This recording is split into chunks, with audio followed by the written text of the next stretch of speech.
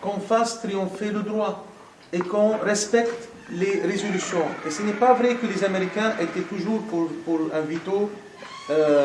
La résolution 2334 de l'époque de M. Obama était une résolution acceptée et concertée avec les Américains.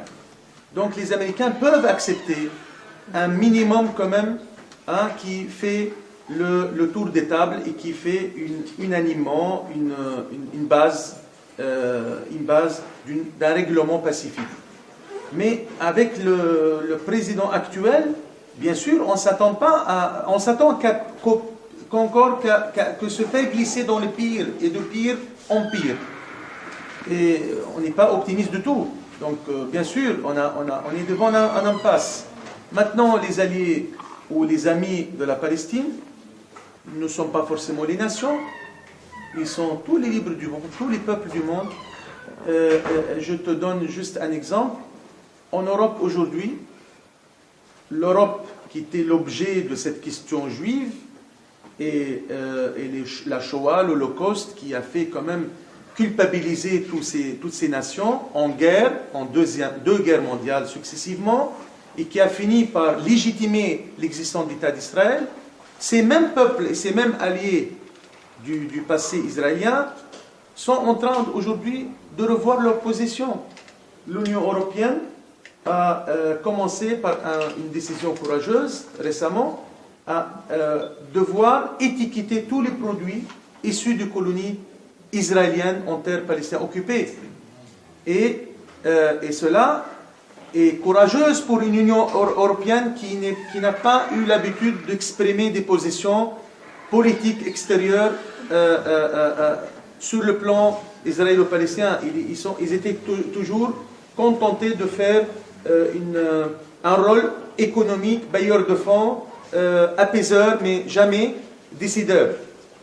La décision, il y a des décisions aussi des instances juridiques européennes et internationales, dont la décision du procureur général de la CPI d'ouvrir une enquête sur des criminalités, sur des crimes de guerre et des crimes contre l'humanité commis par Israël, contre les Palestiniens durant plusieurs guerres, contre la bande de Gaza, mais aussi contre le crime de la colonisation, qui est un des crimes listés sur les crimes de l'humanité, contre l'humanité. Donc l'opinion publique internationale est en train de changer d'une façon incroyable et en faveur de la question palestinienne. Pas parce qu'on nous aime et on déteste les Israéliens, parce que c'est flagrant. Aujourd'hui, c'est flagrant. On ne peut pas être humain et accepter les attitudes inhumaines commises en Palestine par les Israéliens. On ne peut pas accepter de traiter Israël encore d'une façon exceptionnelle, comme hors la loi. On ne peut pas accepter ça et être respectueux envers soi-même. Donc on a besoin de miser.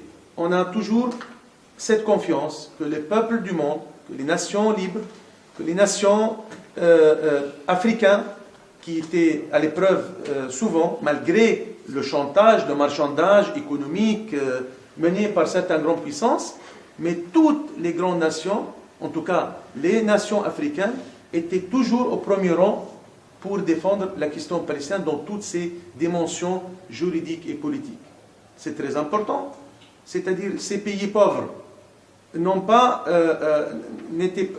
exposé leur position à un marchandage malgré leurs besoins.